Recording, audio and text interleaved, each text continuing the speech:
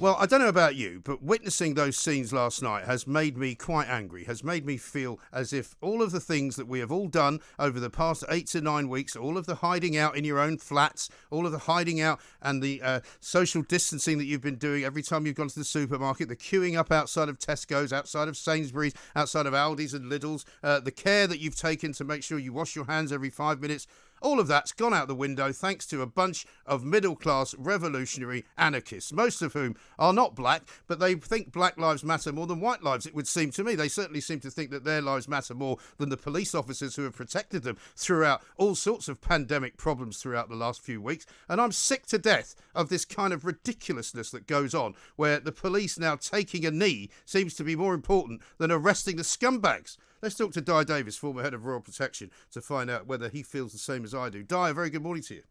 Good morning to you. Long time no speak. Well, indeed. I thought, here's a man that will presumably be as horrified by what we saw on the streets of London last night as I am. Well, I agree with you. Anarchy can never have a place, no matter what the justification of allegedly of any aspects of concerns. And, of course, there is huge discrimination both here and in America, and we all know that. But I don't think going on the streets in these masses and, as you say, attacking police and others has any part in any kind of protest. Well, it's absolutely nonsensical. Yeah, I mean, the thing that surprised me most, Dai, as well, was two things, really. One, that the police officers who were at this demonstration had clearly not been given permission to wade in, and I can understand that there would be sensitivities around that, because some of these ghastly anarchists want that to happen because they want to have an absolute stand-up fight with the cops. But my understanding of the way policing is normally done in these situations is if you're going in softly, and therefore the police are not wearing any protection, and they've been ordered not to use any sort of, pepper sprays or baton charges or anything like that. Normally the riot squad are around the corner in the vans, and if it all kicks off, the vans come around, the guys jump out with the crash helmets on, and they start to control it. But that didn't happen. Well, I can't comment because I haven't actually seen all of this. I've switched off now. I can't watch the main media anymore, and the way they're carrying on, and a very one-sided approach to all of this. I mean, I was just thinking, I'm walking in the countryside, how lucky I am to live in the countryside. But I was thinking about all those shops that have been burnt and looted. Yeah. Nobody seems to give a hoot about those aspects. And again, nobody can condemn what it's alleged that officer did. Nobody at all. And I certainly couldn't. No decent police officer would. Yeah. But I also remember how many hundreds of policemen in America, black and white, are actually killed. Well, exactly right. In the line of duty. Nobody talks about how many decent coppers there are. And the actions of one man is creating this huge, well, in my opinion, hysteria. But well, it is. It's like everything else, Di. It's out of all proportion to what actually happened. I mean, I said earlier this week that the problem with allowing these demos to go on, because the first one happened on Sunday, it was already out of control then, because basically the people who were marching far too close to one another, completely ignoring the social distancing. I mean, forget whether or not this was something that shouldn't have happened in any event, but in the terms of a lockdown, in terms of a pandemic, when we're all being told to behave in a certain way in order to safeguard lives, these people are completely thumbing their nose at that. Bizarrely. Well, absolutely. Bizarrely. Rightly. Go on. Yeah. I was going to say, rightly, as you say, all of us here have suffered hugely, and yet we're now allowing thousands of people to break the rules that we've all been doing. It is madness. And I'm also thinking 75 years ago we were celebrating those brave men and women. They must turn in their graves that they fought a tyranny to allow another kind of tyranny to happen in this country. Yes. And I'm told people are threatened that if you don't put online, I'm not online, that if you don't put supporting, you will be struck off or you will be categorized as racist. What is going wrong in this country? Well, it's a very good question. Do you know, it was also the third anniversary yesterday of the first attack on London Bridge by those ghastly terrorists who had knives strapped to their wrists so that they could stab and kill as many people as possible. They were fortunately neutralised by members of the Metropolitan Police armed response units who behaved brilliantly and quickly and who did save lives. Now, these are now the same police officers who are being attacked by these scumbags who think that black lives matter more than anything else in the world. Well, the problem is we've got such a lily-livered government and structure at the moment that they're allowed to get away with it. That's the problem. And what you have is you have well-meaning people who really not experienced a great deal, but they jump on the bandwagon. They're not at work, many of them. Now, some of them have never worked. And you've got professional agitators who are saying, great, let's get in there. Let's stir it up, because that's a revolution and that's what they like. Yes. Now, I'd like to think that today members of the Metropolitan Police are pouring through the video footage of what happened last night and looking for people and trying to. You won't see on mainstream video, by the way, mainstream media. You'll only see it here on Talk Radio. We're playing some of it out as we speak. The point is that, you know, at one point or other, there are 4 or 5 police officers, and they look as if they're in Northumberland Avenue to me, and they're basically being forced back by a bunch of thugs, some of them on bicycles, all of them wearing hoodies, kind of walking towards them with threats, really. And the police are walking backwards saying, stop, stop. And that's all they can do. There's nothing else they've got. And I find that quite scary. Well, it is. And unfortunately, we are in a society where they're quick to jump to criticise the police, whatever they do. Yeah.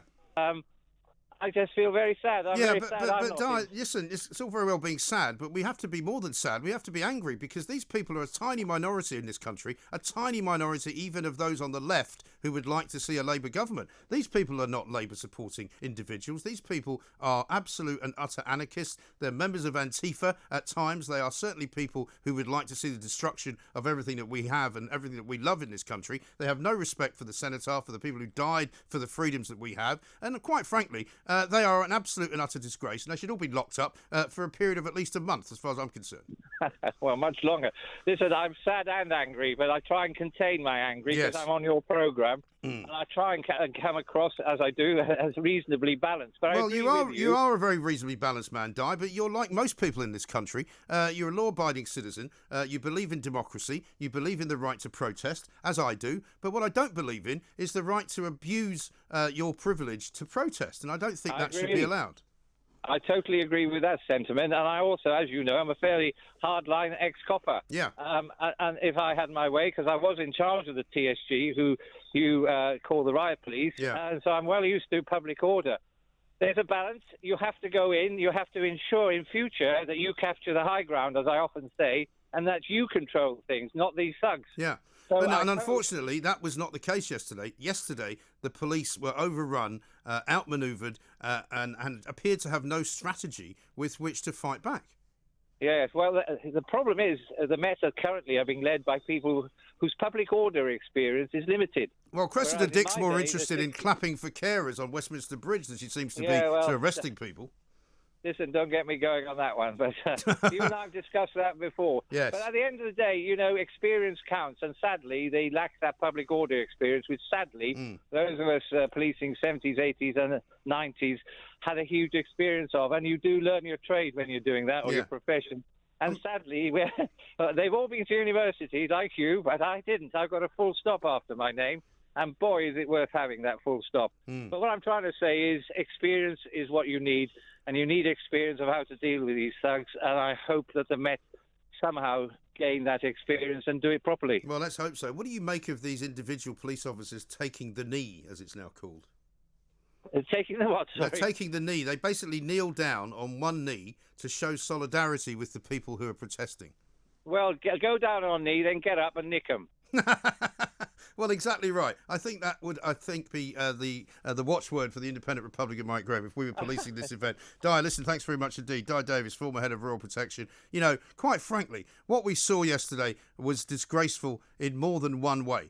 Because of the violent minority who were fighting the police, pushing the police around, pushing the police over, there's various scenes from all over London shot by people. There was an Australian TV reporter who was basically intimidated to such an extent that he had to stop broadcasting live from the streets of this capital city because he couldn't be protected by the police. And at times last night, London was in the grip of mob rule. It was not being policed. It was not being controlled. If I had been out, for example, with some of my children, if this was normal sort of terms and normal conditions, and people were out having restaurant meals, people were out visiting friends, people were out drinking, people were out at the theatre, basically London was in the grip of a baying mob. Now, if you're Cressida Dick, first of all, you should know better than to allow that to happen. If you are Cressida Dick, someone who is more interested in clapping for carers than arresting people, then you should be ashamed of yourself and you should step down. You should offer your resignation right now. Sadiq Khan, Once again, we will put out an offer for you to come onto this radio show and tell us why you will not stop these ridiculous and unlawful meetings. You're not supposed to be gathering with more than 6 people at a time in an outdoor situation. There were thousands of people yesterday in Hyde Park alone. Barry Gardner was among them. He should be arrested as well because he's broken lockdown rules. We are talking about the events of last night. It started off as a peaceful protest in Hyde Park, but that was bad enough because it's all very well to say it was a peaceful protest. What the hell are they doing? Mingling together in a way which has been prescribed as dangerous over the past 7 to 8 weeks because we're supposed to be social distancing. We've heard from day one that the whole point of this pandemic is that it spreads very quickly if you are in close contact with other members of the human race. The idea is that you're supposed to spend a time away from people. You're not supposed to spend 15 minutes or more within 2 metres of people. They did this all afternoon. Some MPs were involved in it as well. But let's talk to some people who have got some other views and some mainline views on this. 0344 499 1000 is the number. Don't forget, we are live streaming right now on YouTube. Go there and subscribe to YouTube and you will get all the great stuff that we do around the show at the same time. Let's talk to Nigel, who's a photographer who I think was at the protest yesterday. Nigel, you were covering this yesterday, I believe. Yes, good morning. Yeah, I morning. was there from about 11:30 till about 3 o'clock. So I didn't do the march in the Downing Street. When I was there, it was very, very peaceful. Yeah. But there were lots and lots of police. And for those who don't know, I think Dai Davies mentioned the Territorial Support Group, who are now in their new dark blue vans with the name Territorial Support Group, who are the level 1 shield trained police in London. Yeah. Were there in there was 9 carriers. That's about 108 of them there, and they were mingling with the crowd. Look, I think. Yeah, but how were they dressed though? They were just dressed in a normal stab-proof vest, trousers, shirts. Yeah, so they weren't dressed for a riot. No, but their vehicles were in very, very close proximity. Right. I think what's interesting from my perspective is this: process had to be allowed to go ahead because this is a very hot potato. But do we need it every 2 days? I don't think we do. The answer is no. Well, they're planning to have 2 more of these, one on Saturday, one on Sunday. And my belief would be, if I was Sadiq Khan, you say, no, these cannot go ahead. I don't care what you say. You have proven that you cannot control your own crowd. It turned violent. Police were attacked and other members of the public were attacked. So, sorry, Saturday and Sunday is now cancelled. It's interesting, but where is Sadiq Khan? He's stuck at home doing nothing. God knows. I think what's interesting for me is the way the police always have this wonderful term. There's 2 terms that they use. One is we lead by intelligence-led policing. Yeah. And secondly... Well, that didn't last night. Exactly, and we can also learn from our mistakes. Well, I don't think you can ever allow a number of police officers to be intimidated and threatened and unprotected. Yeah.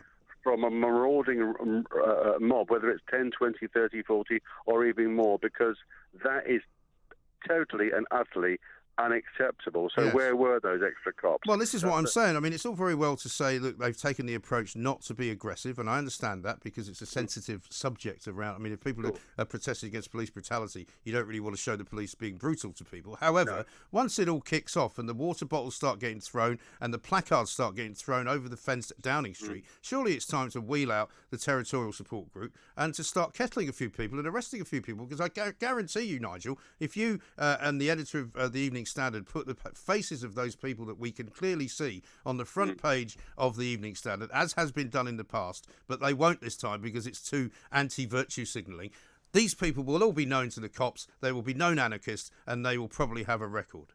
Yeah, I would imagine that in due course the police will put out snapshots from their surveillance team. I mean, what's interesting also is a number of people told me who were there at that flashpoint that a lot of protesters in the crowd were quite decent in the fact to say to people, stop doing this, behave yourself, this is not what we want. It's just that small core who seem to spoil it for the majority. But what I think is interesting also, from my perspective, is two just quick final points if I can. There's no large protest against knife crime in London, but there is about this. And knife crime in London is huge. And secondly, there should be, I think, all the protesters should write, and 100,000, 200,000 plus across the country, should write to their MP, write to Sadiq Khan, write to Cressida Dick, who I think is who's head of the Met, and say, what are you doing about this problem? And that way, I think the power of the pen by an old-fashioned letter is far more effective. If you get a mailbag of 100,000 letters coming in, it's far more effective than, I think, a protest on the street. And I think what's also interesting, and I'm sure you'll agree with this, is that when people protest and protests turn ugly, the cause they're protesting about is completely drowned by the behaviour of the protesters. Well, of course. But there is no cause here anyway, Nigel. It's complete shibboleth, nonsense, absolute balderdash. Thank you for your call. Let's talk to Austin, who's in Witney. Hello, Austin. Good morning to you. How are you? Very well, sir. What can I do for you? Well, just a couple of points, really. Firstly, I'm absolutely ashamed of those police officers. Which ones? Totally ashamed, because they're supposed to be impartial. Right. And yet they take the knee, so that means they're showing a degree of partiality. Yes. Listen. So if I was in charge of those police officers, I'd be disciplining them today and saying, surely you were not given permission to do that. But maybe they were. Maybe the Metropolitan Police is now so woke that they're now telling their own police officers, don't worry about arresting people, just kneel down in front of them. Yeah, which I find unacceptable. I've got just two more points. The next point is over the shooting of Floyd. The narrative has been that 4 white policemen. Yeah. Well, that's not true for a start. One of them was Chinese. Yeah.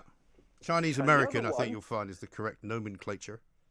Well, Chinese, yes, Asian migrant, and the other one was, by the looks of things, was in fact Hispanic. One of them was Hispanic. One of them was black. One of them was Chinese American, and the one who was doing the one who's been charged with secondary murder was white. Yeah, but again, the narrative was it was 4 white policemen. That's all you hear. It's 4 white policemen, rather than actually telling the truth. Yes. Well, this is the trouble. You know, these incidents happen. They get conflated. Most of the people who then join in the demonstrations and the looting and the burning of shops haven't even watched the video. No, they haven't. They haven't. And this is a big problem. Now, the other point I wanted to bring up, many, many, many wonderful black people and black Africans who become British African came to this country to get past some of the most extreme poverty and suppression by right-wing, savage and brutal governments, which they seem to forget. And so do their children seem to forget why their parents came here. They've forgotten their parents came away from extreme oppression and racism. Yes. That's why they came here. I totally agree. The problem for me, Austin, with all of this is that, you know, when you look at that crowd yesterday, it is not, by and large, a black crowd. It is, by and large, a white crowd. And it is, by and large, a very young collection of people. And basically, these are people who are in it for a jolly. They're in it for a laugh. They're in it to go marching down the mall and spray paint nasty words on the cenotaph because it makes them feel big. It makes them feel important. Most of these people, the day before, would have been sitting on the grass somewhere near Dalston smoking dope and planning their day out after a few drinks in the pub. Yeah, I agree. And the third point I want to make is I find Black Lives Matter a little bit hypocritical. Yes. Now, I listen to the World Service. Great service, really wonderful. Mm-hmm. So I pick up lots of news. Yeah. Several weeks ago, maybe a month ago, the Zimbabwean government, corrupt as can possibly be and oppressive, and its police force and military, also incredibly corrupt, gunned down several hundred demonstrators demonstrating for food and also raping the women. Where was Black Lives Matter then? Well, that's a very good question. In Addis Ababa, Austin, I've got to run because we're late for the news. But listen, it's a very good point. I'm not cutting you off, but I am cutting you off because we're late for the news. But call back in time later on, perhaps this week, and we'll get more into that. But it's a very good point that he makes. I mean, Julia Hartley-Brewer asked this morning, where was Black Lives Matter producing demonstrations against police brutality when the Gilets jaunes were attacked by the French gendarmerie? Where were they when the Hong Kong citizens of free Hong Kong were attacked by the Chinese authorities? Nowhere. There was no demo for that. There was no demo when Lee Rigby got murdered either. So, clearly, this is a political escapade and it needs to be stopped. Sadiq Khan put out a tweet 2 hours ago telling people to please adhere to social distancing. Are you having a laugh, Sadiq? For heaven's sake. Good morning. I can't believe what I saw last night on television is not only allowed to happen in this country, but is likely to be repeated on Saturday and on Sunday when these morons decide to have more commemorative marches, for the memory of a man who was killed in Minneapolis, the United States, a place where I'm sure most of them have never even been. Well, all of this is down to a case of safety. They're putting everybody in danger by doing what they're doing. As for the aggression towards the police, there is absolutely no excuse for that whatsoever. It's a disgrace. It really is. But what I find astonishing as well, I don't know whether you've had an opportunity to quiz Cressida Dick about this, who runs the Metropolitan Police, but there didn't appear to be any police officers with the right kind of protection to deal with this kind of violence. And when the violence did start, it didn't seem that there was any kind of, special forces to come into play who would have been able to disperse the crowd. The police were literally, as I saw them on various videos, in retreat. Well, I did have a chance to quiz her. Actually, yesterday we had a police committee meeting, and I was the one that asked her about the protests. I think the trouble is we've got a situation here. I can only imagine, and this is what I'm imagining, she didn't say it, but if you remember going back to 2010 when we had all the riots, etc., the last thing we need is like that happening again. And I think that's why the police are reluctant to go in so hard. But if you see the videos that are on Twitter this morning of the way the police have been treated, it's an absolute disgrace. Being hit, placards being thrown at them. I have absolutely no time for this whatsoever. So many of us have been shielding the whole time, as we should, to save all of us from this wretched virus.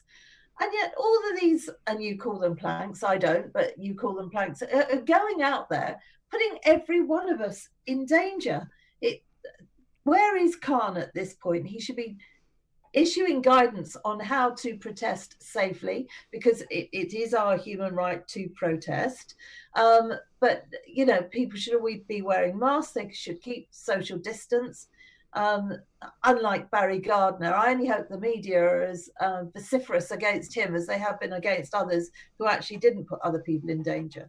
But I'm not holding my breath on that one. Well, you'll be delighted to know that on Sadiq Khan's Twitter feed, his most recent tweet from about 29 minutes ago is a picture of Westminster cycling lane, in which he says, "Exciting to see our street space plans coming to fruition. We're protecting and widening CS8, making our streets safer for people to walk and cycle." Well, it wasn't very safe to walk and cycle down Northumberland Avenue last night because there was a bunch of marauding gangs trying to punch anyone that they didn't like the look of. Oh, he's a complete waste of time. He should be showing leadership, because he is our mayor. He should be showing leadership out there saying, for goodness sake, we'll have another spike in this if we're not careful.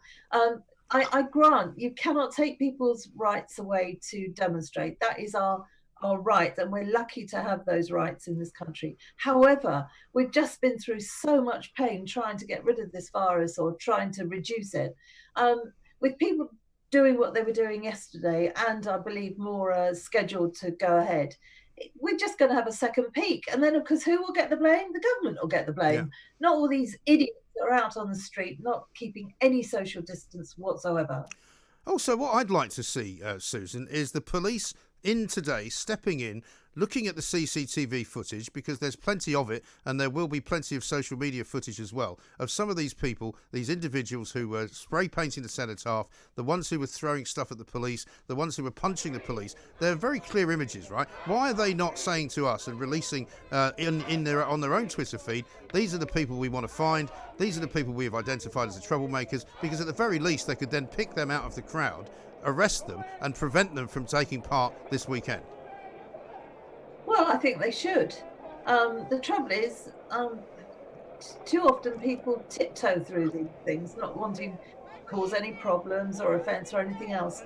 These officers are getting smacked in the face. Yeah. They're having things thrown at them. We need to protect our police officers. I mean, I'm watching your video now. It's an absolute disgrace. And the trouble is, so many of these people in the audience that I'm watching now will go home. They may well have elderly relatives living with them. They may have people that are in one of the groups that are particularly vulnerable to this virus. they're putting them at danger. And then, of course, it's even worse because it'll just spread around amongst communities, etc. We'll be back to square one. And in the meantime, all of us are doing what we can to keep everybody safe. People are losing their businesses, people are losing family members, and I should have put that the other way around because it's in the wrong order. But nevertheless, lots of people have gone through a lot of pain over this. And now here they all are in the streets, screaming and shouting, all next to each other.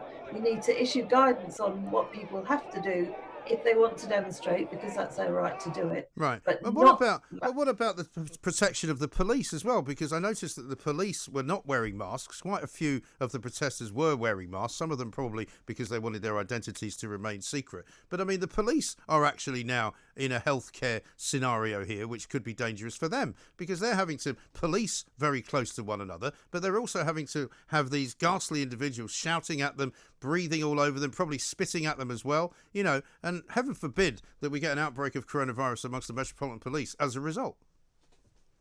Yes, actually yesterday, and I'm sorry I don't have my notes here, yesterday Cressida Dick told us how many of police officers have been spat at, etc. during this whole lockdown. I imagine it's doubled overnight. Absolutely disgraceful. It really is. And yeah, Khan needs to come out and say, stop this at the moment, please. Or if you're going to do it, keep socially distanced, be peaceful and calm. So what happened in America didn't happen here. Our police force, I genuinely believe this, are doing everything they can to root out any racism whatsoever.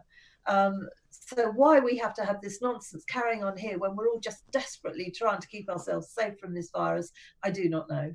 Well, quite. And also, you know, who's to say that this weekend is the end of it? Because if they get the go-ahead to do more, Saturday, I think one is outside the American Embassy and another one is probably, I think, more like the Hyde Park one from yesterday.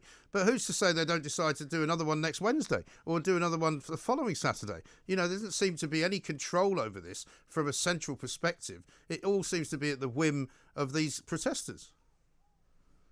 No, and what are they actually achieving? I cannot imagine most people out there in London, as we're in London or anywhere, quite frankly, looking at this and thinking this is anything but a dreadful thing. We're all doing what we're told, and these people are doing everything they can to ruin the last few weeks. As I constantly say, people have got the right to demonstrate, but for God's sake, at the moment when we're going through such hell, it has to be done with social distancing in a safe way, and he will have to override Khan because Khan is just showing no leadership whatsoever, but he never does. But now is the time. There are places in London that's like a tinderbox. We don't want all of this kicking off because everything that everybody has done to keep other people safe over the last God knows how many weeks since March 23rd, I think, will all be for nothing. Just because few people want to go out on the streets about something that's happened in America. I know, it's unbelievable. And rather ironic as well, is it not, that we know, for example, and we've been told repeatedly for about the last 2 weeks, that the black and ethnic minority members of society are more susceptible to coronavirus than anybody else. And yet these people want to demonstrate next to each other and infect more people who might be their relatives who might die. Well, there is absolute concern at the moment, and rightfully so, about why BAME people are suffering worse than a lot of other groups with this virus. And quite rightfully, we're doing everything we can to find out why that is. Now, that's been in the newspapers, it's been on the radio, it's on Twitter, it's everywhere. And how do we shield our BAME residents? And then we see this going on. I mean, it beggars belief, quite frankly. I mean, like so many people, certainly like you, I saw your introduction, we're absolutely livid over this. It's just extremely poor behaviour that's got to be dealt with. Yes, and of course this is not the first time, Susan, that you've beseeched the mayor to do something about something which he seems to be blithely unaware of. He avoided mayor's questions for such a long time that by the time you got around to asking him the questions, some of them were kind of out of time anyway. What are you actually hoping you could achieve by beseeching him this time? What are you hoping he will do about this weekend's protests? Well, he's just a missing mayor, isn't he? I mean, he Missing in obviously action. would rather missed her totally. If he'd rather talk about cycle lanes when we've got this sort of nonsense going on in our streets, I mean, that says it all about him, doesn't it? He is completely useless as a mayor. And as you say, the government may well have to step in again. They've had to step in to help with TfL because Transport for London finances were horrific before we ever went into this. They've had to come to the rescue then. He couldn't run a bath, quite frankly, let alone the best city in the world. No, quite right too. Well, listen, let's hope that he sees reason. If he doesn't see reason, that the government sees it fit to actually go over his head and stop what is planning to be another escapade for these morons on Saturday and Sunday. Susan, thank you very much indeed. Conservative leader from the London Assembly, terribly sensible woman. That's why we get her on this show. Sadiq Khan's been offered the chance to come on this show, but of course he continually turns it down because he's not really very keen on being pinned out on what it is that he should be actually doing, because what he's doing right now is precisely nothing. He is missing in action. He is the missing mayor. I think that's what we're going to start calling him from this moment on. Sadiq Khan, the missing mayor. Doesn't seem to know how to run his own city, doesn't want to run his own city, only wants to put more bleeding cycle lanes up so that people can cycle to the riots and loot shops and then cycle home again. Presumably, that's the plan, is it? Brilliant. Let's go to the phone. Sonia is in Hackney. Hello, Sonia. Hello, Mike. How are you doing?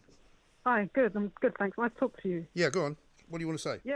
No, basically, so I'm black, basically, and I don't know what is worse. I'm embarrassed by the protests, or I'm just fed up of basically the mainstream media that is just pushing this kind of narrative that we're kind of victims or oppressed, and I just don't see it that way. But I don't really have a voice, because what I get rammed down my throat is that we need to protest, we need to fight, but I don't see what we need to fight for. Well, this is the thing. I mean, I don't know exactly what it is that the demonstration is for. You know, I can understand people wanting to recognise that something terrible has happened in America, and we get that. But what else is their aim exactly?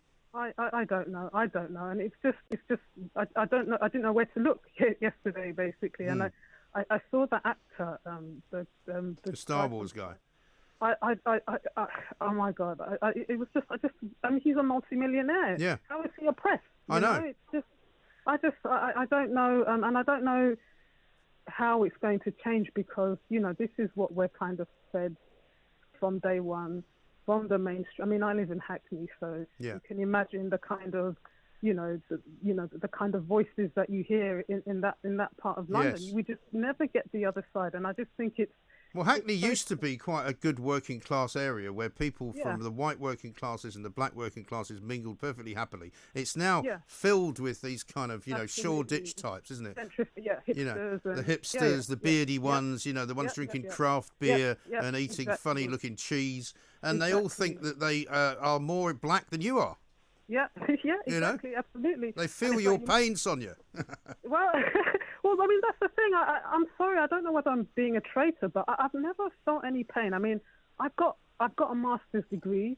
I've got an okay job. It could be better, but it's in my power to make my job better. Okay. It's not for the white man to lift his boot to give me freedom. It's for me to empower myself. And if I don't get a job, it's because I wasn't good enough. It's not because well, it might be because I'm black, but what I whenever I apply for a job, if I don't get it, I look at what I can do to be better. It's in my control. Yes. It's not in anyone else's control, but unfortunately, we're not fed that, and I just think we're all kind of brainwashed. Yeah. And you even look at like Diane Abbott, the majority she's got, she's not going anywhere soon. David Lammy in Tottenham. These are all privileged people, by the way, Sonia. I know. By the way, yeah, absolutely. And so I mean, I just thought I would give the other voice, because unless you dig for it, all you see is they're just deliberately trotting out black people to speak about the right to have the same opinion, and it's not my opinion. And I'm so glad you did, Sonia, because it's as kind of embarrassing and futile as saying that all white people are the same. All white people are not the same. And all black people are not the same. You have different opinions. You come from different parts of the world. You grew up here. You were born here. Some of you may have come here. You know, some of us were born here. Some of us came from somewhere else. There are people here from Europe. You know, it's a nonsensical argument for me to say all black people are oppressed. All black people think like this. All black people need help, you know? I know. But the thing is, I don't know when it's going to change, because it's, again, I think it's this victim mentality, and I don't really know what's gonna get us out of that. Well, the only thing that's going to get us out of it is a bit of backbone, and I'd like to see some backbone being shown by the government, some backbone being shown by the police, because in the end, we're being led around by the mob. There were times last night in London where there was lawlessness on the streets. The police were losing control of it, and that is not something anybody wants to see. Yeah, that's true. And I think also, if the government kind of cracks down, it does send a message that we are not tolerating it. So that, hopefully that will permeate into minds. I don't know. But if the government kind of steps back, then it's like, oh, okay, it's okay. I can write again and again and again. But if the powers that be send the message that, no, this is not okay, maybe that refocuses minds. I don't know. I think so. Sonia, we have to stop being sorry for things, and we have to start saying that things are wrong. You're a great caller, Sonia. Thank you so much. And a very, very, I would say, illustrative caller for this show, because this is the home of common sense. The people who listen to this show are full of common sense, and the people who opine on this show and tell us what they think are absolutely brilliant. So thank you very much for that. Andrew's in Hatfield. Hi, Andrew. Yeah, I'd just like to reiterate that. What a fantastic call. Yeah. And what a worrying situation when someone comes on there and uses the word traitor to describe herself. Yes. She's given. I mean, that gives you a position, really. And the person responsible for that is the Mayor of London. Yeah, absolutely. And what's going to happen at the weekend? It is going to be the biggest public order diss-up you've ever seen. The object of the protesters is to goad a police officer or police officers to arrest them. They'll hit the ground. We know exactly what they're going to say. They're going to start screaming, "I can't breathe." It's video. It's viral. They're desperate for it. Yeah. The only saving grace, Andrew, could be the great British weather, because it is actually supposedly going to rain on Saturday and Sunday. And obviously, as we know, there's not so much of a revolution when the sun's not shining. No, and the greatest policeman of all is rain. But remember, this is when Khan should lead, and he should stop this, nip it in the bud, as you say. Yeah. But remember, Khan hates the Metropolitan Police. Yes. He made his name in the tragic circumstances around Stephen Lawrence. And what a lot of people don't know is when Stephen Lawrence was injured and dying, an off-duty police officer afforded him first aid. Yeah. And Khan made a complaint against that police officer for his actions when he was the solicitor. Yeah. And so the Metropolitan Police officers know that Khan is an unreasonable person. Yeah. And he's the figurehead, and what he's doing, he'll be out today throwing himself down on his knee along with Keir Starmer, but he won't actually do the thing that he has to do, to make the streets of London safe so people who want to exercise their privilege of democratic protest can do it. And he is a poor leader. Well, he's not any kind of leader, it seems to me. He's missing in action, as I said, the missing mayor. Yeah, well, but it's not funny, because that Sonia was such a great call. But think about this. People are going to be injured. Police officers are going to be traumatised. You know, does it matter that we get 30 police officers injured? Yes, because that's 30 less police officers to stop. Well, hang on a minute. I mean, never mind the injuries. What about the coronavirus? I mean, they might have all been infected with it yesterday, for all we know. Yeah. Unfortunately, he hasn't got the depth to see that. Or he just doesn't want to see it, maybe. Well, the thing is, it's his election year. He doesn't want to put police officers on the streets confronting and dealing with demonstrators. And Carissa the Dick, she was a detective. She's got no depth around public order. No, she's absolutely got no experience, as our first guest, Dai Davies, said. And what we need is somebody who has got experience of dealing with crowds, with violent protest, and with people who are dead set on causing damage. I'll tell you a good group of people to do it. The Chinese government, they seem quite good at it. Yeah, right. Let's get them in. Why not, indeed. Andrew, thank you very much indeed. Great call as well.